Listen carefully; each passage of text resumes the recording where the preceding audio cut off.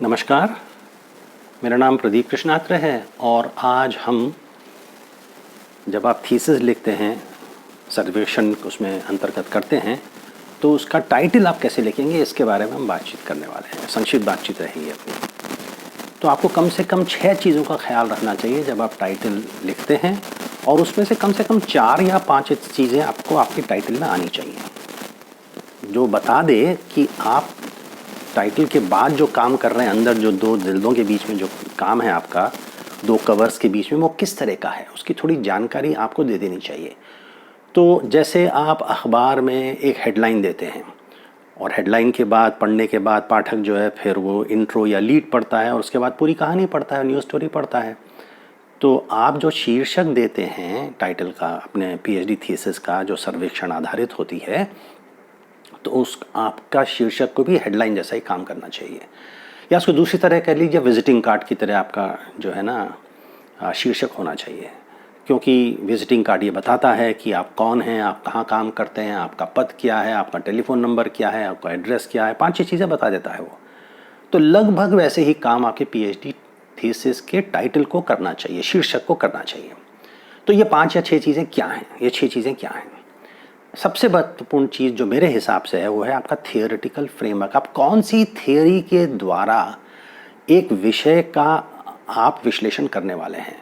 तो बिना थियोरी के या थियोरेटिकल फ्रेमवर्क के, बिना किसी सिद्धांत को इस्तेमाल किए हुए आप किसी पीएचडी के अंतर्गत आप किसी विषय का विश्लेषण नहीं कर सकते हैं, नहीं करना चाहिए, और आप शायद पास भी ना हो अगर ऐसा करें। तो थियोरेटिकल फ्रेमवर्क का मतलब ये है कि अगर आप समझिए यूजेस एंड ग्रेटिफिकेशन थियरी इस्तेमाल कर रहे हैं या कोई क्वालिटेटिव रिसर्च में कोई अन्य थियरी इस्तेमाल कर रहे हैं, तो ये थियरी की थोड़ी झलक से आपको आ जानी चाहिए।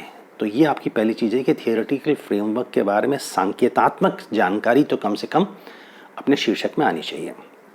दूसरी चीज़ जो मैं समझता हूँ उतनी महत्वपूर्ण है, अगर ज़्यादा महत्वपूर्ण नहीं है, कि आप अपने पीएचडी थीसिस में किस तरह की मेथडोलॉजी इस्तेमाल करने वाले हैं। क्या आप सर्वेक्षण करने वाले हैं, जिसके अंतर्गत हम आज बात कर रहे हैं, या आप कंटेंट एनालिसिस करने वाले हैं, या कोई और चीज़ एक्सपेरिमेंटल स्टडी करने वाले हैं। तो ये जानकारी आपके टाइटल के अंदर आना बड़ा ज़रूरी है, महत्वपूर्ण है। मैंने कुछ पीएचडी थीसिस में ऐसा देखा है कि कहते हैं एक अध्ययन, आखिरी में टाइटल देने के बाद कहते हैं एक अध्ययन। एक अध्ययन का मतलब अंग्रेजी में एक स्टडी।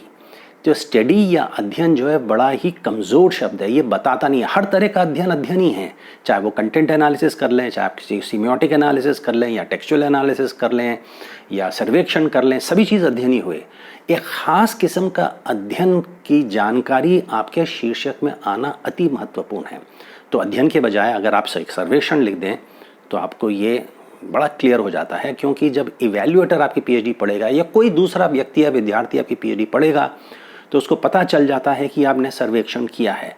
और ये अपेक्षा रखना उस पाठक के लिए, उस इवैल्यूएटर के लिए गलत नहीं होगा कि शायद आपने अपनी थीसिस में किसी क्वांटिटेटिव एनालिसिस को इस्तेमाल किया है, क्योंकि अक्सर जो है ना, जब आप सर्वे इस्तेमाल करते हैं तो कोई क्वांटिटेटिव एनालिसिस आप करते हैं।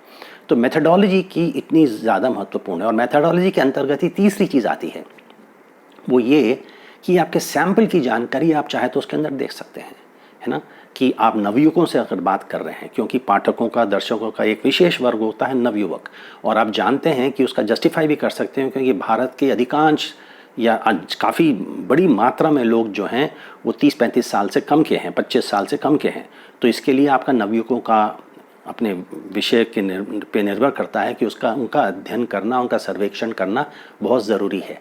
तो सैंपल की जानकारी अगर आप चाहें और अगर आपके शीर्षक में फिट होती है तो ज़रूर दें कि आप किनसे बात करें। अगर आप जैसे कि महिलाओं से बात कर रहे हैं तो ये बड़ी महत्वपूर्ण जानकारी है कि सिर्फ महिलाओं से बात कर रहे हैं। आप ये जानना चाहते हैं कि वो कितना पढ़ लेती हैं, पढ़ने में कितनी दिक्कत आती है, स्कूल से जब कॉलेज जाती हैं तो क्या दिक्कतें आती हैं, उनको हॉस्टल रहने को मिलता है नहीं मिलता है, ये सब जानकारियाँ उसके अंदर आती, बड़ी महत्वपूर्ण है इस विषय के अंदर। तो सैंपल की जानकारी देना ज़रूरी है। चौथी बात जो ये है कि आपने अपना अध्ययन या स्टडी या सर्वेक्षण कहाँ किया है, उसकी चाहें तो कोशिश करें कि वो जानकारी भी आपके शीर्षक में आ जाए। अब जैसे मैंने एक पीएचडी देखी थी, एचआईवी के बारे में वो काम किया था, उत्तर प्रदेश के एक ज़िले में वो काम किया था। उत्तर प्रदेश में जो है 75 डिस्ट्रिक्ट्स हैं, तो शीर्षक में आप यह कतई न कहें कि आपका अध्ययन जो है उत्तर प्रदेश में किया गया है, क्योंकि ये गलत है। आपने से एक ज़िले में किया है, तो आप इसको और थोड़ा स्पष्ट कर दें कि इस ज़िले के, उत्तर प्रदेश के इस ज़िले में जो है आपका सर्वेक्षण किया गया था। ये बड़ा ज़रूरी है। अगली चीज़ इसके अंदर ये है कि आपके शोध का विषय वस्तु क्या है, ये भी तो आपके सर्वेक्षण में, आपके शीर्षक में तो आना चाहिए कि विषय वस्तु क्या है। कि आप टेलीविज़न का तो अध्ययन कर रहे हैं, ये आपका तो ब्रॉड एरिया या डोमेन हो गया, मगर टेलीविज़न में आप क्या अध्ययन कर रहे हैं? क्या आप उनके सर्कुलेशन के बारे में बात कर रहे हैं, या डिस्ट्रीब्यूशन के बारे में बात कर रहे हैं, क्या किसी एंकर के बारे में बात कर रहे हैं, या उनके न्यूज़ में किस तरह का झुकाव होता है उसके बारे में बात कर रहे हैं?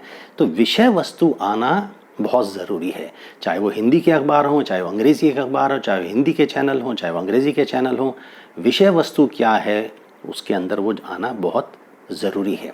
तो आपने सैंपल के बारे में बता दिया, आपने प्लेस के बारे में बता दिया, आपने मेथडोलॉजी के बारे में बता दिया, आपने थियोरेटिकल फ्रेमवर्क के बारे में बता दिया। कभी कभी आप जो है ना अपना स्टैटिस्टिकल एनालिसिस, कौन सी सांख्यिकी टूल आप इस्तेमाल कर रहे हैं, उसका जिक्र चाहें तो आप कर सकते हैं। अक्सर ऐसा इसका जिक्र नहीं होता है, मगर अगर आप समझो कोई भारी स्टैटिस्टिकल टेक्निक इस्तेमाल करते हैं तो कुछ लोग कहते हैं कि हम रिग्रेशन करने वाले हैं, हम ये इस्तेमाल करने वाले हैं, वो मेथड इस्तेमाल कर रहे हैं। अगर ऐसा आपने कुछ किया है तो आप जो है ना स्टैटिस्टिकल मेथड के बारे में भी वो जो जानकारी उसके अंदर आप दे सकते हैं। और आखिरी चीज़ जिसके बारे में आपको ध्यान रखना चाहिए कि किस मीडिया के बारे में आप बात कर रहे हैं, उसका भी आप शीर्षक में ला सकते हैं। कि आप प्रेस के बारे में बात कर रहे हैं, सोशल मीडिया की बात कर रहे हैं, या स्वास्थ्य के किसी विषय के बारे में बात कर रहे हैं, इसकी जानकारी भी जो है अपने शीर्षक के अंदर आप ला सकते हैं। ज़रूरी नहीं है कि ये 6 के 6 चीज़ आपके शीर्षक में आए, इसमें से आप 4 या 5 ले सकते हैं। बात जैसे मैंने आपको बताई थी, ज़रूरी बात यह है कि आपके शीर्षक को पाठक को तैयार करने के लिए उतनी जानकारी तो होनी ही चाहिए जिससे कि उसको पता चल जाए शीर्षक पढ़ने से कि आपकी मेथडोलॉजी क्या है, आपका विषय वस्तु क्या है, और आपके सैंपल या कहाँ आपने डेटा कलेक्शन किया है, आपका थियोरेटिकल फ्रेमवर्क क्या है। इसमें से कुछ जानकारी अगर आप दे पाएँ तो आपके शीर्षक को कहा जाएगा कि अपने आप में ये परिपूर्ण है। आखिरी बात, अक्सर लोग ये कोशिश करते हैं कि शीर्षक को 2 या 3 लाइन में नहीं जाना चाहिए। इससे आपको बिल्कुल चिंता नहीं करनी चाहिए। शीर्षक को पूरी तरह से कंप्लीट लिखने के लिए, पूरा लिखने के लिए अगर आपको 2 लाइन या 3 लाइन में भी वो शीर्षक चला जाता है तो उसमें आपको बिल्कुल जो है ना चिंता नहीं करनी चाहिए। और मैं उम्मीद करता हूँ कि आपके सुपरवाइज़र ये आपको ये अनुमति देंगे कि आप शीर्षक को पूरी, क्योंकि उसमें स्पष्ट होना, क्लैरिटी होना और उसको कंप्लीट होना या कॉम्प्रिहेंसिव होना ये बहुत ज़रूरी होता है। तो इसी के साथ मैं आज की चर्चा ख़त्म करता हूँ। धन्यवाद।